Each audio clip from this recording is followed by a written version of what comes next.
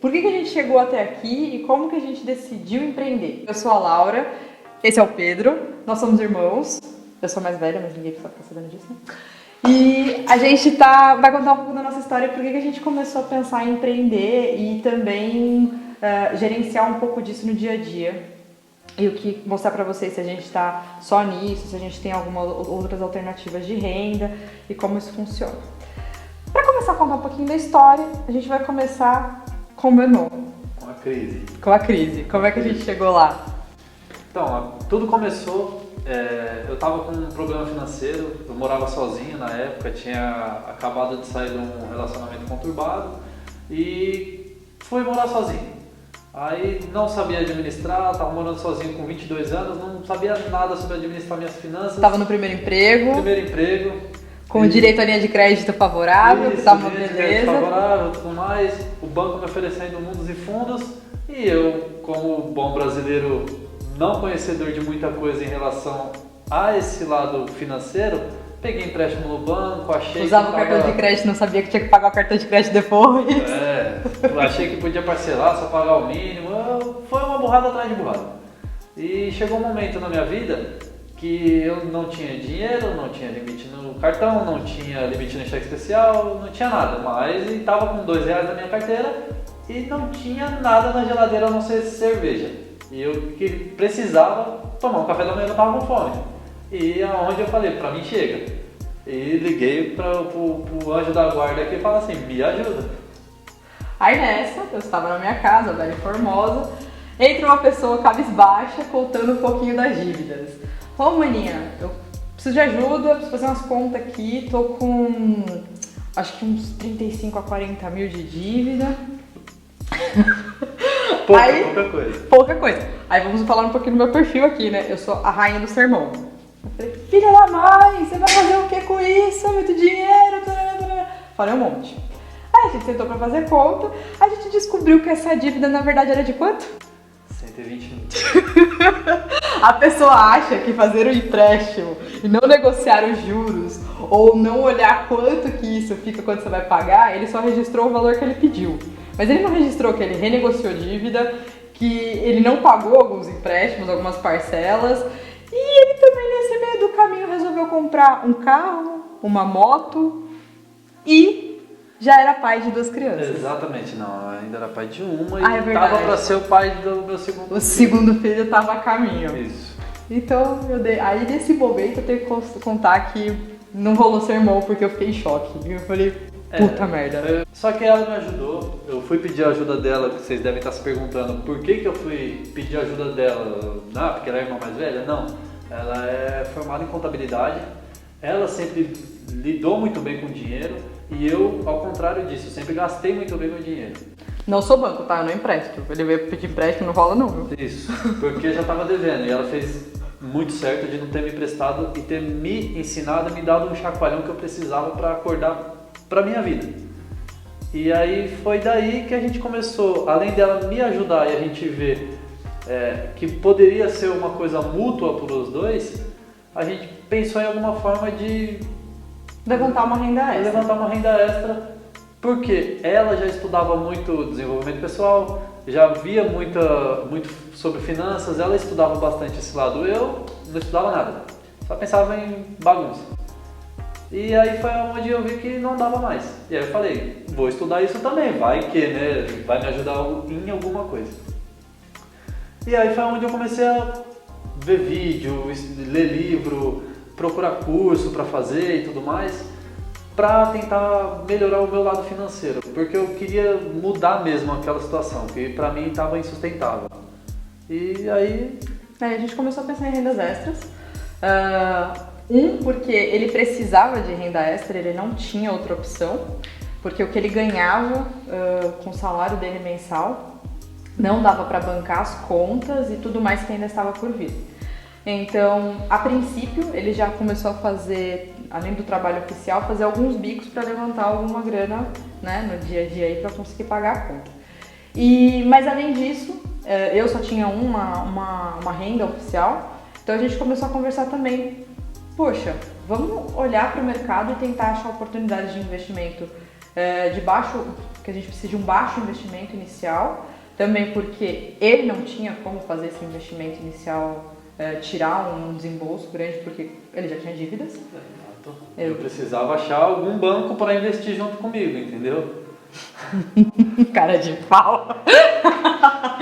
Então, realmente não é fácil, a gente conversou muito sobre o que começar com essa nova onda de o brasileiro querer empreender, querer aprender mais, ter essa renda extra que todo mundo acha que não, para ganhar dinheiro eu vou simplesmente abrir um negócio e vou começar a andar de carro novo, vai ser as mil maravilhas, eu vou largar meu emprego e tá tudo certo. Não é isso. Eu já tinha essa mentalidade, ela já tinha me passado essa mentalidade que ia ser difícil, que a gente ia ter que brigar muito, e hoje a gente está vivendo isso mesmo, que realmente não é fácil. Continuo com o meu emprego, continuo com meus bicos, nós continuamos empreendendo juntos.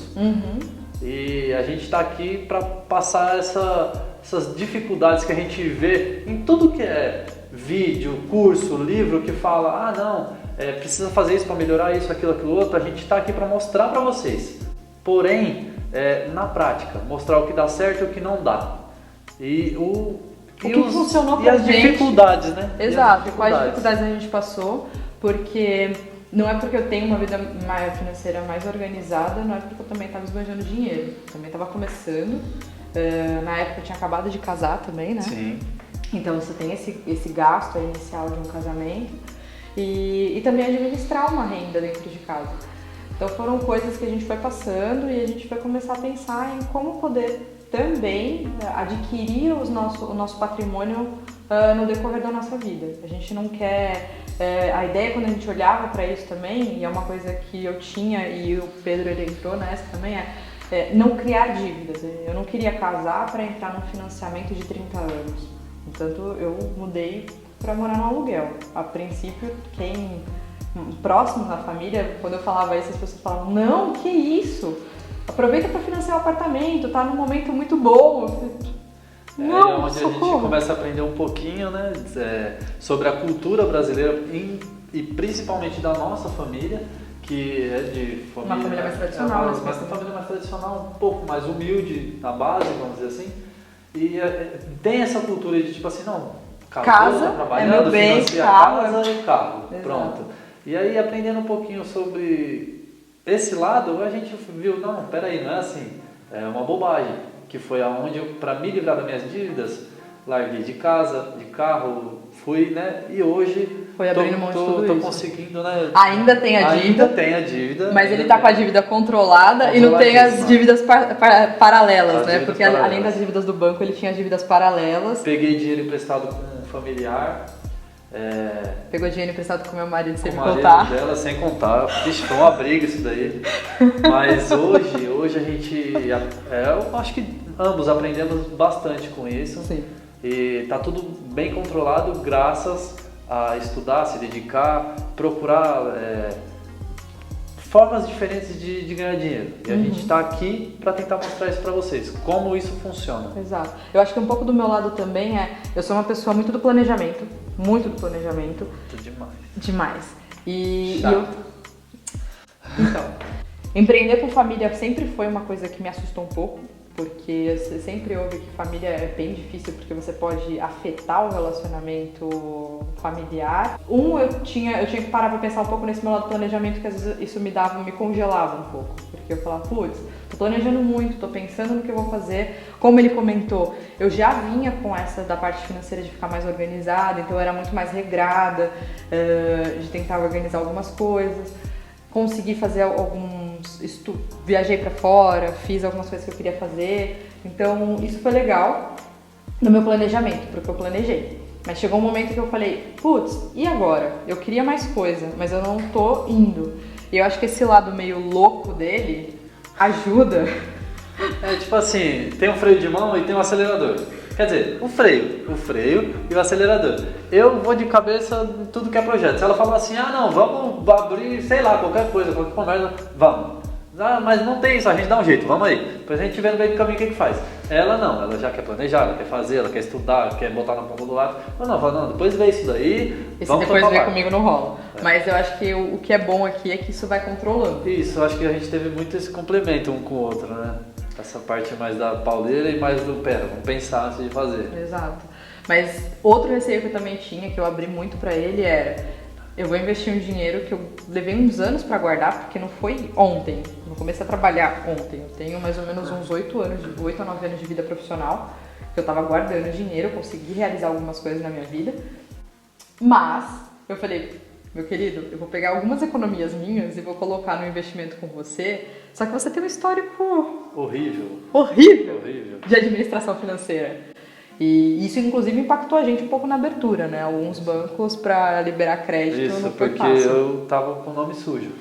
Aí, pra abrir, foi uma complicação tremenda. Exato. Tive que ouvir mais sermão dela. Aqui tá um pouquinho do porquê que a gente começou.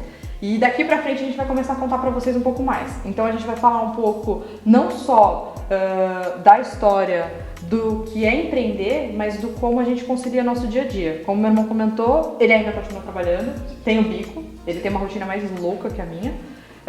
Eu também continuo trabalhando, eu tenho meus projetos, gosto do trabalho que eu faço no meu dia a dia. Então são coisas que a gente está conciliando. Vida também, ele como pai. Exato. Eu num relacionamento, num casamento, cuidando de uma casa, administrando. Então são coisas que a gente passa e que a gente tem que colocar aí no dia a dia que a gente vai mostrar pra vocês. A ideia não é contar a história depois que ela aconteceu, é contar enquanto ela está acontecendo. Exato. Passar pra vocês toda a dificuldade, como ela disse, de conciliar todas essas coisas da vida profissional, vida pessoal. Desenvolver isso.